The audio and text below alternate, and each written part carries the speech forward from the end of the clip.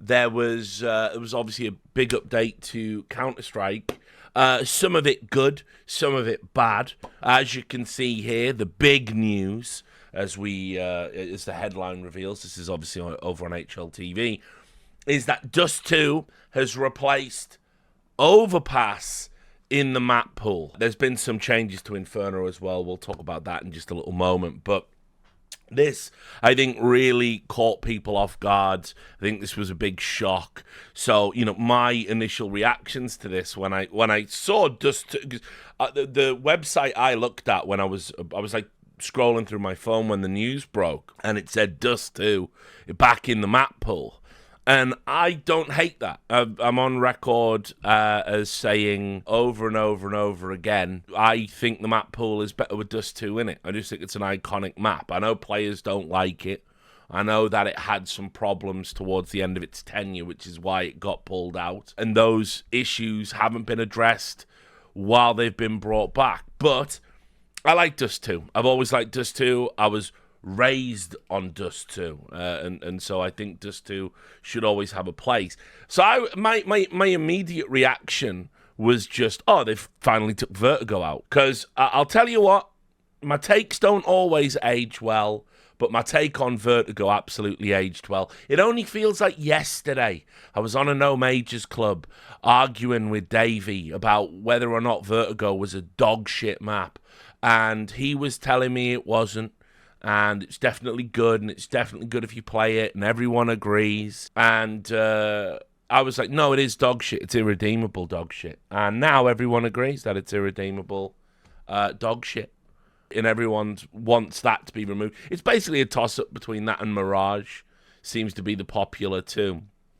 Now, it's kind of interesting because Valve, when they take maps out the pool, as we saw with, like, Train, for instance, it seems to be their philosophy right now is to take maps out of the pool based on what's happening in pubs. And I know a lot of people don't like that philosophy. I might very well be one of them, if I'm honest with you.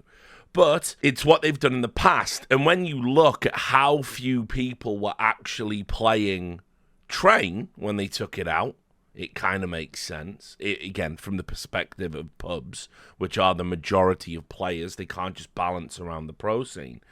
And then if you look at how many people were playing Overpass in pubs, again, it was one of the least played maps. And it makes sense. If you've ever played Overpass in a pub, I'm sure many of you have. I have. I did it recently. It always seemed to be, it was a map I was content to play when I was playing my CS2 games for review purposes. But it's miserable if you play like solo on that, I think. Generally, it's so... communication and being able to read what your opponents are doing on CT side seems to be so vitally important to the map that, a lot of the times you find yourself either in impossible rounds to win with really hard retakes on CT side, or you're just saving. And I think it put a lot of people off the map. In general, just in pubs. I think from a pro perspective, I think it was a unique value proposition. It was a very big map, a broad map, a map that required a lot of coordination. And it was one of the more interesting maps. I mean, funnily enough, if you were to... For me, I would say the best two maps to watch professionally now were Nuke and then Overpass, I think. Well, maybe Nuke Ancient Overpass, but it was a top 3 map for me. And I'm going to be very disheartened to see it removed, especially for a map like Dust2, which at the end of the day, while I have no issue with it being in the pool, it's never going to be the most exciting map, and anything you've seen on it, you've probably seen a million times before. Now, obviously, for me, as I said, I think you just take Vertigo out, and the map pool is instantly better. The Dust2 for Vertigo swap. But I will say, what we've got now, it does just feel like the map pool is unbelievably shit right now. As in, outside of Nuke and Ancient, I'm not really sold on Anubis as a map. Mirage is it's sort of done to death right now. I'm going to wait and see about how these Inferno changes work out, because Inferno was probably the worst map in the pool to watch. It was, again, personal preferences notwithstanding. Vertigo and Inferno were the maps that, whenever you got those games, you were like, oh, fuck, Inferno seemed to work as a decider because it was always a close map. But if you had, like, Inferno, Vertigo, fucking, Mirage or whatever, it was like, ugh, it was pretty stale. So, I mean, look, I was surprised. I did see some interesting theories about why Dust2 was brought back. And I'm just going to see if I can actually grab one of them here. Let me just see. I want to make absolutely sure.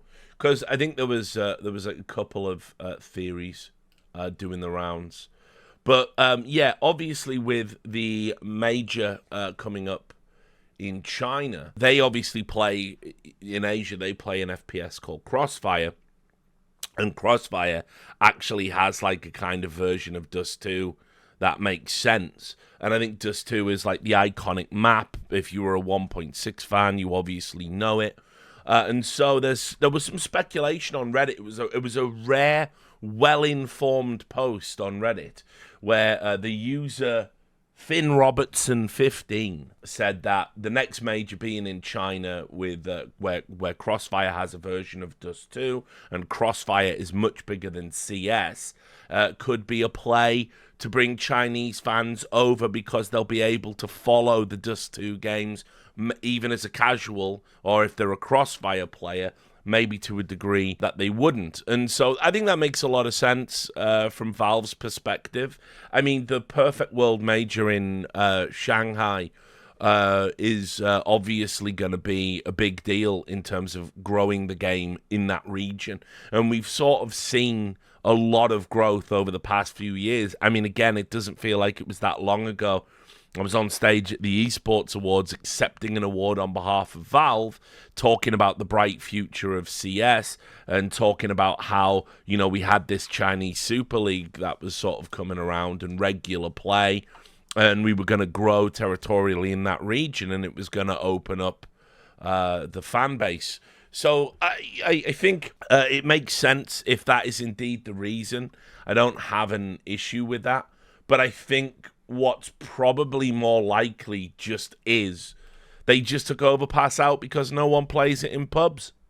I think it's probably as basic a decision as that, much like Train before it. The map pool now, I miss the golden days when we had like Train in there and when we had Cash in there. I honestly miss Cobble as well. Like, I think compared to some of the maps we're playing right now, I would take a modified Cobblestone back. Obviously, Train would be the first map I would bring back if I had a choice about it. And I would take Cash as well. I mean, Jace is in the chat saying it's only nostalgia. I don't know. I just think these maps, the design philosophy really feels like it's changed. Like, a lot of these maps, and I don't know if this is deliberate because of how CS2 operates, but a lot of these maps feel like they're just run and gun, contact kind of maps. And, while sure Cash is obviously like that as well, there's not really any maps left in the pool that kind of like lend themselves to like what a Train would bring, or what an Overpass would bring, or what a Cobble would bring. And I just kind of feel that we might be, I don't know if it's anything to do with the emergence of Valorant, but the map design space kind of feels a bit weird now with the map pool that we've got. And as I said, there's only really Nuke now that sort of like tickles my particular fancy. Like, I find myself, as someone who didn't like the new Nuke when it first came in, I find myself gravitating towards Nuke games now, probably over any other map. I think it's the one that always delivers. So anyway, that was the big headline change. But also on that front, I'll just scroll down to, there's a bit where it talks about Inferno. And it says here, Inferno 2 has received its fair share of criticism after it was treated to an overhaul coming into Counter-Strike 2, with it coming under fire for being claustrophobic, with the new larger Molotov spreading banana, visual clutter, and tighter area in mid. And yeah, look, I think the thing that was really boring me about Inferno was just how every round was kind of like starting with this ridiculous fight for banana control, how the new look banana and the bigger Molotovs had kind of created this almost like claustrophobic, insufferable part of the map where it was just like, if you don't go there, fine, but that just seems to be the key component to almost every round on Inferno, is like what happens there. And it was just super boring. It was kind of lending itself to like T's having to kind of wait out utility and that kind of thing. And Inferno used to be just a really good, exciting, banging map, but with the changes to smokes prior to the changes to Molotovs, the rounds just dragged and dragged and dragged. And yeah, I really have struggled to enjoy Inferno for, I'd say, it might even be like pretty much since it came back. Remember going back to like Rio, where it was just, you would just watch a game of Inferno and you just knew, right, this is just going all the rounds. It's just going to OT. It's just who fucks up first in OT. The games are just really boring. So the changes they've made here are outlined. They say the large overhanging building in middle has been removed in an effort to address that issue, making the mid of Inferno look more like the one of old, and the overhangs at the bottom of Banana have also been removed to free up some space. So, you know, these are like minor changes, but this is kind of like how Valve will balance stuff. People will complain about particular issues, and they'll say, oh, you need to do this, or you need to do that, or it needs a complete rework, and Valve just won't do that. Valve will go, oh, actually, we've looked at all of the facets of the issue, and we think this might fix it. And it's never what the community asked for, and it's never what people in the community have suggested. It's never what pros have suggested. It's always like Valve listen to suggestions so they can just come up with one thing that wasn't suggested by anyone else, and then they implement that. And I don't know why they constantly do that, but they just constantly do that. But anyway, it was a great day for insufferable people. They also brought in the left-hand view models, which, like, I'm actually, like, on the one hand, I sort of never wanted them to do it, just on the principle, because there's like a handful of situational, you know, occurrences where it would make any difference whatsoever. And it was just like the bullshit I had to read on Reddit about how, like, oh, actually, if you're a very high-skilled player, swapping to left hand and right hand at key moments increases your ability to see things because the gun model doesn't obscure the fight. And it's like, guys, I've never even heard a pro player say this. I've never even in 20 years heard a pro player say that. I've heard pro players say it was personal preference. I've heard pro players fucking... Oh, yeah, James said it recently. Yeah, when everyone's jerking off about it not being in the game.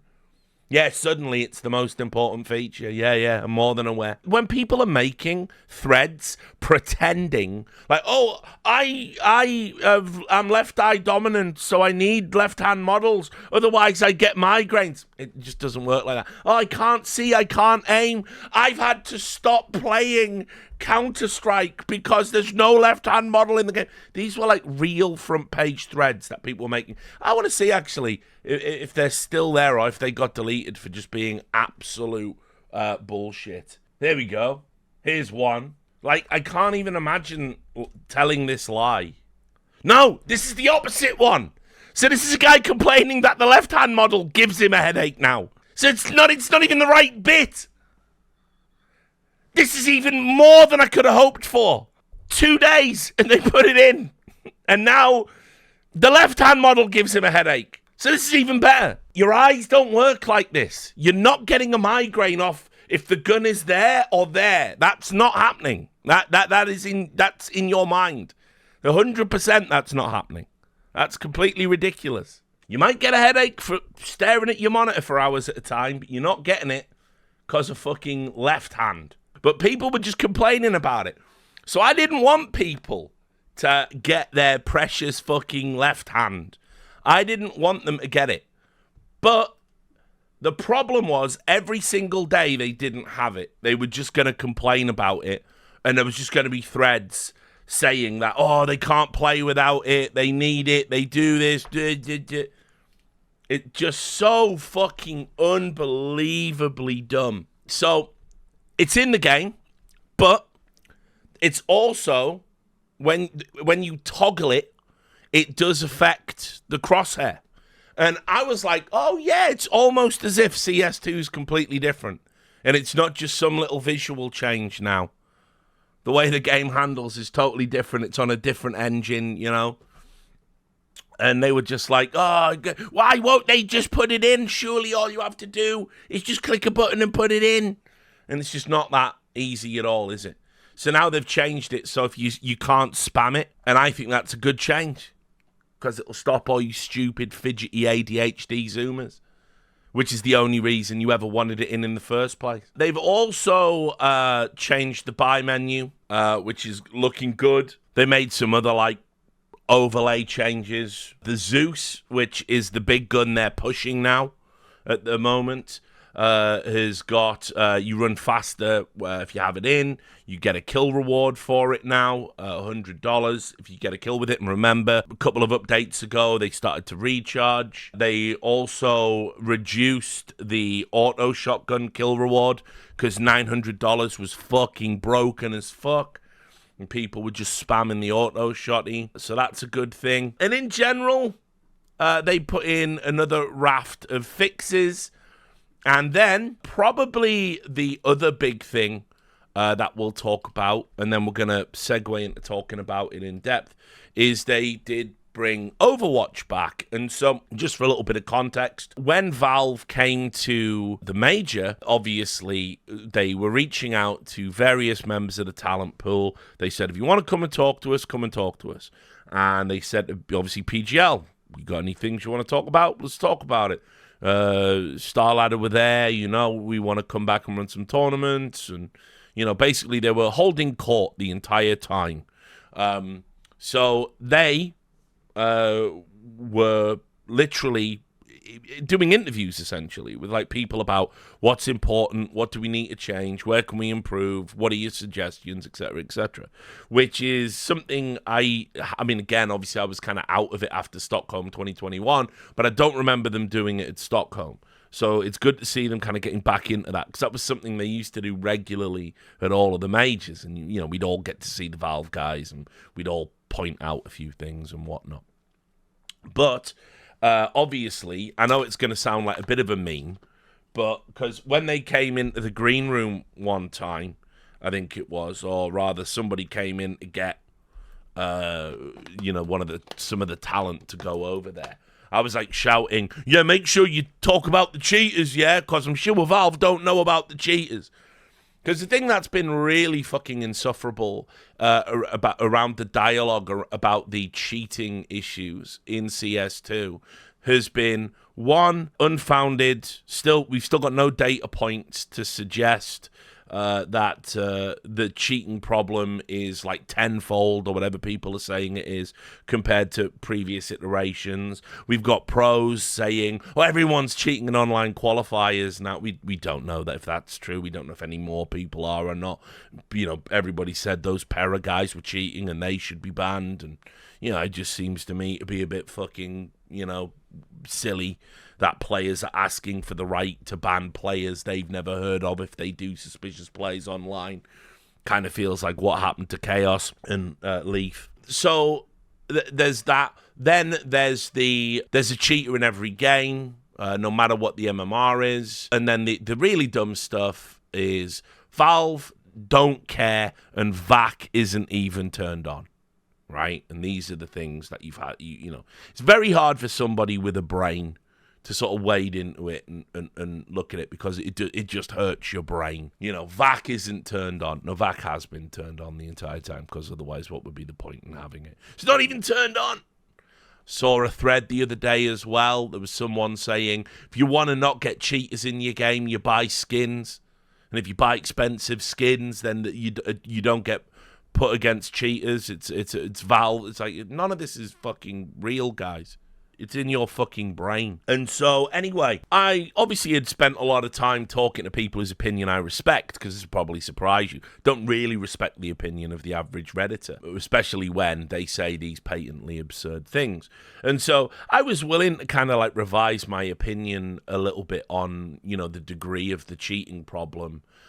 Because people were telling me it's really bad once you get past a certain threshold, as in it's every other game. And I was getting told this by players, I was getting told this by broadcast talent, I was getting told this by content creators. So I was like, okay, there's enough anecdotal evidence here where I can go, maybe the cheating issue is worse than it was before. Because, again, I'd still like to see some data points. I'm old-fashioned like that. But Valve came into the major and they were very clearly aware of the general perception around cheating. And so even though I was joking and saying like, oh, make sure you talk about cheating, it was one thing that was consistently brought up by all of the people that went and had the meetings with Valve. And Valve said, yeah, we know. we trust us, we know. As I've said, I've seen a lot of games that I think are infested with cheaters and are essentially ruined by cheaters, and I don't think CS2 is one of them. I don't think it's as bad as, say, Tarkov or PUBG, you know, games like that. But, you know, I've seen that there's enough people complaining about it now to say, yeah, there's an issue and they should probably want to deal with it. So Valve came in and they basically said they had a bunch of ideas that they were going to review and see what worked in order to get a bump in, you know, combating cheaters. And so one of the ones that they did was obviously they said we're thinking about bringing Overwatch back, which I don't think it's actually been activated yet, as per this tweet. And as I said, out of all of the people that talk about like Valve's plans and what's going on, I only ever really listen to Gabe Follower and Aquarius, because those guys actually do data mine and do know, you know, what's going on, and they do present their information. They're not just some clout goblins like saying, you know, X, Y, and Z is happening. But you can see here, this was the tweet. New update shows the devs are still working on Overwatch. This explains why no one in the community got access yet. Looks like it's not been fully implemented. And so that was the thing. They said, we're bringing Overwatch back. And then everyone was going, well, how do we get access to it? And it looks like they're going to do what they did at the start of Overwatch, which is you have to be above a certain rank before you can make assessments, which I think that's a good idea. I've seen people complain about that and go, no, everyone should be able to do it. No, not everyone should be able to do it, because you all cry cheats in fucking 6K and 8K and 10K, and you're not playing cheaters. So, no, you shouldn't be making any decisions about who gets banned and who doesn't. But and listen, I'm not even saying that if you're 22K, you are above falsely accusing someone, but there's a higher chance that you're going to be able to intuit whether someone's wall hacking or whatever it might be. So I think that's a good feature. I'll add as well, I think Overwatch, theoretically, it just should never have gone away. And we get into this, you know, discussion about this fucking weird preference they have towards Dota, where in Dota they brought in something very similar to Overwatch, and you can just go through cases and you can do, you know, X amount of cases, and and someone's griefing. So I think they should be banned, and that looks like the script, and they should be banned. And it's like, why would you ever take the ability for us to self-police away from CS if you believe it's a good enough feature for Dota? I don't get it. I don't know why we had that took away from us. And the perception was, oh, you're taking away Overwatch because we've been training your AI and now you're going to implement it or whatever. And so, yeah, I also did hear about how some cheaters had been able to manipulate Overwatch in such a way and this kind of stuff, and they could corrupt the data. But again, if you don't communicate, then we will just make our own assumptions. And very often, in Valve's case, we'll assume the worst because the community just will do that. So Overwatch should never have got took away for me, and I'm glad that it's back, even if Gabe is saying it hasn't been properly implemented. I think that's going to clear up a lot of the issues. I think, honestly, the spin botting problem, I mean, it just goes away, doesn't it, with Overwatch bans. And, you know, Valve are going to have to deal with what will probably be a lot of bullshit, bogus appeals, and they're going to get jammed up, you know, with that stuff. So they're going to have to deal with the extra workload there. But, you know, that's the cost of doing business for this type of thing. It will take a lot of the pressure off having to constantly do the back and forth of the arms race with VAC. So Overwatch, I think, coming back is a huge W. For the community. But on top of everything else, there was this. I'll just show you. There was ultimately some sort of ban wave in the last 48 hours, and people have been getting banned en masse in the upper echelons of Premier. And so what's interesting about this is it's not being detected as a VAC ban wave, and we know that it can't be an Overwatch ban wave. So it makes you wonder, like, what are Valve actually doing? And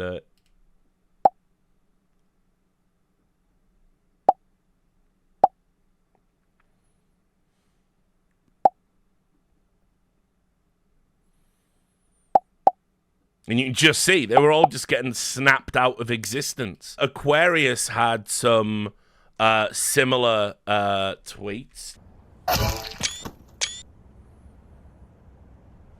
What the fuck? Oh, I'm about to get banned as well.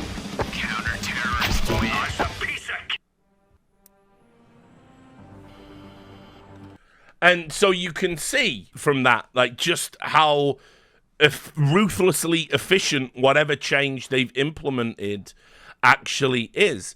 But now we do have a data point about how bad the cheating problem might have been. One that I will be prepared to concede some ground on because I'm not a fucking maniac. So, for instance, Aquarius tweeted out that so many people were banned in Premier, he got into the top 1K. And it wasn't just him, right? Like, there's even really bad players were getting boosted. Like Maui, who's up to 69th in all of Premier with a 60% win rate because all the cheaters above him got banned. The 69th best player. Yeah, exactly what I said as well. Nice. Well done. What a fucking meme. So, I'll certainly say this. I did say at the time, and people will remember this, that with so many cheaters being above like 20k and beyond, I had to wonder if there was going to be some sort of like experiment being done by Valve to sort of get all the cheaters into one place and then get rid of them all at once. And because, you know, it would make sense. Like if there was something they could glean from whether it was win rate or headshot percentage or whatever it might be, and then you could just turn all of those accounts off, then that would make total sense, right? To do it that way. And I'm not saying that's what they've done. We'll get to that in a moment. But ultimately, this is strange because this isn't Overwatch. These aren't being recorded as VAC bans, even though there have been a spike in VAC bans. And it looks like those bans that initially were coming in on the day of the update, it looks like they were actually targeting bot accounts that are used for mass trades as Valve continue to clamp down on all the skins nonsense. So what is it? Well, we don't know yet. Valve have said nothing. But some people were, of course, naturally skeptical about it. And again, you have to understand that they don't send their best, do they, into the Counter-Strike community? You can see here, Overdrive. Well, he had a cheater in his game, as you can see from that screenshot with the auto sniper and the headshots through smoke and a door. And he concluded, nice update, all fixed. Because obviously, if you see a cheater, then Valve have done nothing again, and you win. And this is just another example, actually, of like what I despise about the discourse around this. You've whined for Valve to do something. They've clearly done something, and they're also doing something else in the form of bringing Overwatch back to empower the players. And I'll be honest, some of the things they said at Copenhagen, they haven't even implemented them yet. They did say we're reviewing this idea and maybe this idea. I'm not going to say what they are for obvious reasons, but they haven't done that yet. So interesting. So this is the most appropriate donation of all time. Well done. Well played. Worth the money. Can't argue with that one. Thank you for the donation. Appreciate it. So, I mean, look, obviously what people are now saying is, oh, well, yeah, but that everyone will be back cheating in a week, and you can buy accounts with Prime on it for fucking, $1 and blah, blah, blah. But it's like, until we know what that change was, and I imagine they're discussing it on cheating forums now, people could go out and get this information if they were curious. We should keep the faith, because the sheer amount of people that have been wiped out from Premiere suggests that they got a lot of fucking cheaters. Like, I mean, thousands and thousands of cheaters being, like, taken out. Can we give them a W? Can we give them some praise? Nah, we're not going to do that. We're going to run into another cheater and say, oh, there's a cheater in every game. Valve don't care. Valve don't do anything. VAC's not even turned on. Everyone will forget about this in, like, a week. And it'll be like it never happened. But I think it's a step in the right direction, obviously. And it does show that, yes, I was right once again. To say Valve don't care is the dumbest fucking opinion of all time. So, anyway, we'll go back to the map reaction and the reaction to Overpass being taken out. Mira, who's over at HLTV these days, helpfully compiled all the kind of like community reactions, so I don't have to go into it and go through them each one. I'll just say, Elige, we haven't always seen eye to eye on everything, but we're together in this one. Worst map pool ever, in my opinion, says Elige there.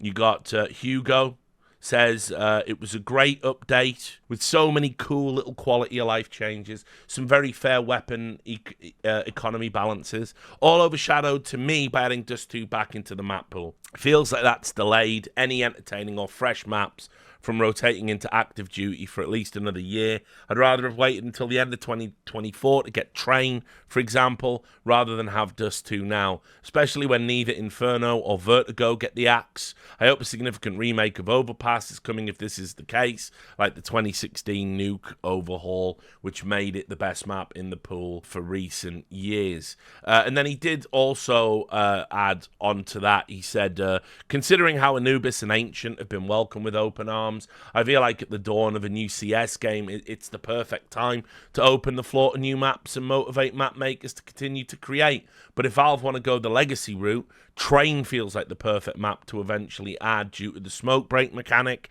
and the development in meta, such as perfecting seesawing over the past few years. Dust2 was stale for too long, and I doubt anyone is going to reinvent the wheel or showcase the map as anything more than a glorified death match with utility to block rushes. So I think that's a fair assessment. As I said, I don't think Dust2 is going to like set the world on fire when it comes back into rotation. I don't think it's going to add anything. It didn't have any material changes that it needed to sort of be interesting or have a twist. Still time for Valve to do that, by the way. They could tweak a few things, like fix mid or whatever, but I'm generally in line with Hugo's opinion there. As I said, I would rather have had Train. back in the pool. Scrawny says the fact they reintroduced randomized spawns with Dust 2 really goes to show how little thought or effort went into improving the map for competitive play, because yeah, obviously as well, there's this new random factor in that you're getting these random spawns instead of them being a set of spawn points that are on like a rotation each time. So for example, you can get you're going to get the long spawn in certain situations, and you can go and make a pick maybe at long doors or whatever. And so obviously the fact that it's going to be random, that's going to impact on how the map plays out. So fair enough. Another good observation from Connor there. Maui says, I would be surprised if Dust 2 doesn't become heavily T-sided. It's become cost prohibitive to run AWPs, and it was a staple of top Dust 2 teams to run double AWPs on CT to add variance to the limited defensive options. Thinking top 30 filter, 53.5% win rate T-side within 6 months. And I think, yeah, probably. I think, the game remains T-sided in general. I think Duncan wrote an article over on his new Substack that he launched, saying he wanted to make, Counter-Strike CT-sided again, I think, which is how the game was always balanced back in the old days. And so, yeah, it's probably you're not gonna see double up setups really, or if you do, if you lose those rounds, then things are gonna get out of control quite quickly. And so it could end up being like another, one of these maps like Inferno, where you get all the rounds and it's predicated on just everyone gets, 9 T rounds or whatever.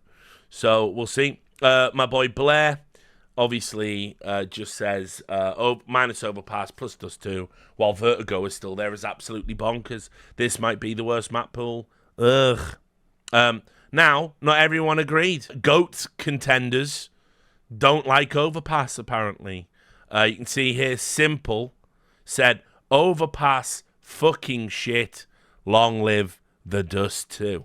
Very, intellectual breakdown of the map pool there from Sasha, who I was kind of maybe going to cover this in a separate segment. I don't know if it's meaty enough, but he did also say in an interview recently that when Na'Vi played FaZe at the most recent major, his ego was cheering for FaZe to win because he wasn't playing for the team. And I'm like, yeah, it's pretty fucking wild, actually, dude. That's a pretty wild thing to admit. And then he went, but my heart was obviously cheering for Na'Vi. And I was, I don't know, bro. I don't know about saying that publicly. But anyway, if you wanna go hear him say that, it was in an interview where I think it was HLTV. I can't remember now, but. It was called, the headline for it was Na'Vi won the major, so some plans have changed, is what it was called. Anyway, Nico said, thanks, Counter-Strike. He was happy with all of the changes, because you can see 2 life wishes, minus Overpass, and minus the CZ. And he said, thanks. So not an Overpass player as well, evidently. Pimp said killing Overpass before Vertigo is a crime. Listen, all the motherfuckers in chat saying Vertigo is a good map. Like, everyone seems to hate it now. And I was hating it before it was cool. Maybe it just sucks. I'm just saying. However, happy to see Dust 2 returning. And in general, happy to see the map pool switching. Would love for that to happen once or twice a year to keep it fresh, arguably with new or completely renovated maps. Which, again, I've always said we should have 2 halves to a season based around the 2 majors, and for 6 months we should use 1 map pool, and then at the halfway point during the player break we should swap out like 3 maps and go big, and then for the second half of the year we use the completely different map pool. And I think that just makes sense, and that's what we should be doing. Device, obviously a fan of Dust 2 historically, said a pretty cool update, and also love Dust 2 and excited to see if it plays differently than before. I don't know why Overpass had to go, since I feel like other maps play the same tempo as Dust 2, but Overpass is very different. This is Some Die Young, SDY. No way they removed Overpass before Mirage, 10 years in the pool. Vertigo/Inferno, basically the same map, hardly based on utility protocols. And add Dust back. What do we all? Oh my god. cringe. At least we moving forward. So there you go. JL says, out of all the maps, Overpass was not it. Happy for Dust2, though. So, Ziwu said Dust2 Mercy. Obviously, as well, we know Ziwu does like a fucking game of Dust2. So, I mean, the general consensus seems to be that removing Overpass bad, people are kind of ambivalent about the return of Dust2, and a little sprinkling of the overall map pool is pretty fucking terrible. So, yeah, I don't know. As I said, I think if you look at it through the lens of the Shanghai Major, and it's going to help Chinese fans engage with the game out there, I understand it as a business decision. The question just becomes, how long is it going to be before we have another map change, and what will that be, and what's going to come back? Because, you know, we're getting to a stage now as well where you could even make an argument about expanding the map pool in general by another 2 maps, you know, maybe.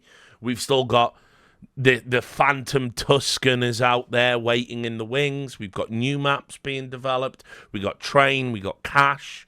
So, I don't know. As I said, I think the way to do it is to just have 2 distinct seasons of 6 months and swap out 3 maps at half time and do it that way. And that would just keep things fresh and interesting, would incentivize map creators, because if you're one of the maps that gets brought in or it gets bought by Valve, there's obviously a lot of money there for you. And right now, I just don't think there's a lot of variety in the map pool that we have. Overpass, love it or hate it, you would have to acknowledge it was unique. And yeah, unfortunately, that's kind of that. So that's where we're at with the updates that happened. There's been a few little other tweaks. We're still none the wiser about what's going on with Overwatch or what's going on with VAC.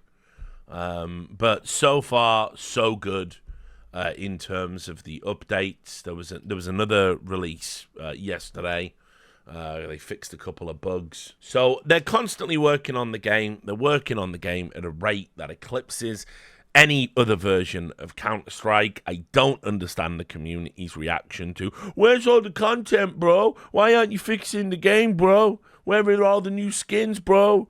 Where's the operation, bro? I would imagine that prior to Shanghai, you were going to get something akin to an operation. It seems like it would be a very big wasted financial opportunity to not do something like that prior to the major. So I would back on that being the case. Obviously, we've got a few months before the RMRs start up again. So yeah, we shall see. But that is what happened there.